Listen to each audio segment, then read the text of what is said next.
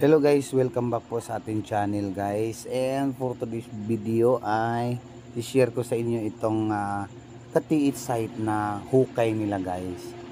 So ito, ang dami-daming nagtatanong guys kung positive ba o hindi itong kanilang hukay, dahil nga kung makikita nyo ay ano siya guys, parang natural lang yung lupa ng ilalim.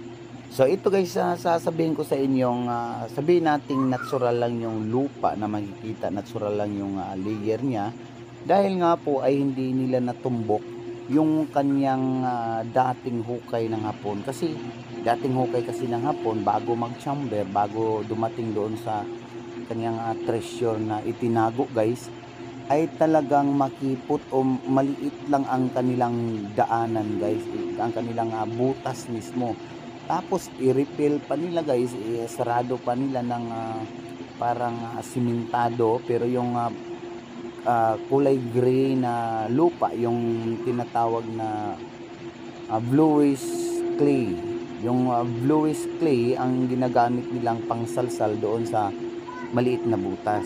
Pero nang ito guys, nang dumating ng 20 feet pataas hanggang 30, ito mapapansin nyo, bakit marami siyang kahoy na nasa ilalim ng lupa. So may layer na nga itong kulay puti, ito na nga yung layer. Pero alam nyo ba, itong layer na ito ay gawa sa kahoy. So ibig sabihin, dati siyang kahoy na ibinaon guys.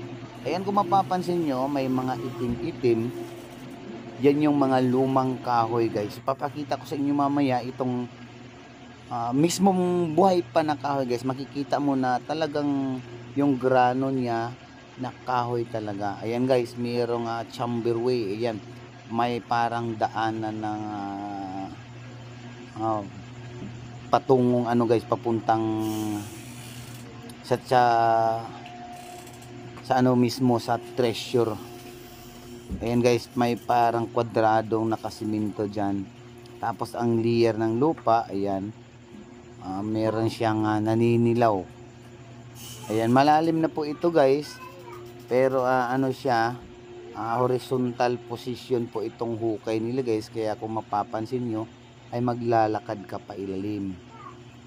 Ayan, solid po ang mga lupa dito guys, parang siminto siya, pero iba't ibang layers ng lupa. May yellowish, may brownish naman, at meron siyang may mga wooden planks na makikita dito guys. Ayan, medyo makunat itong lupa sa ilalim, makunat dahil ano po siya guys, tampered po siya. So parang compressed na po siya sa katagalan ng panahong ibinaon. Ngayon yun nga ay maliit lang yung butas dati ng Hapon, yung mga GIA ang nagbabaon dito guys. Kaya syempre ma-encounter mo rin yung natural layers ng lupa. So ayan, papakita ko sa inyo ang mga kahoy dito sa 33 feet. Ayan, 33 feet na po ito guys. So tignan nyo, may kahoy.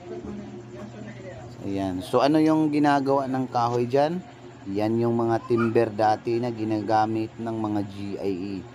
Ayan, may mga kahoy dyan sa mismong yellowish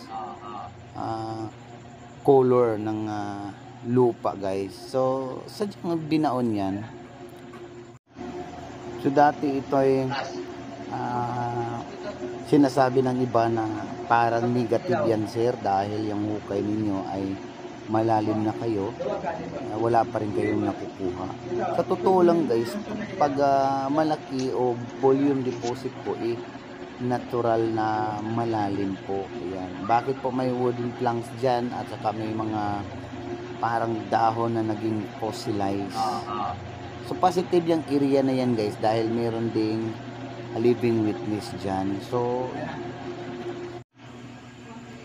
masasabi ko nga positive talaga yan, dahil meron nga mga kahoy, yung mga uling na nakikita dyan, yung mga maliliit na parang dahon na nakadikit sa bato. Tapos pansinin nyo itong mga bato dito sa gilid, parang tinambak lang. So Ang kakaiba naman dito guys, yung mga bato na nagmula sa itaas. Ayan o, yan sa mga gilid.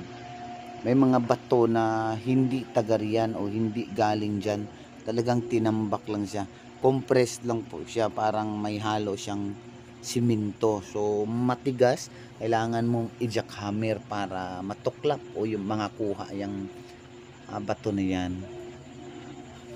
Maraming nagtatanong, maraming nagsasabi guys na itong site namin ay negative, pero hindi yan, positive yan. Sabihin ko sa inyo, positive yan.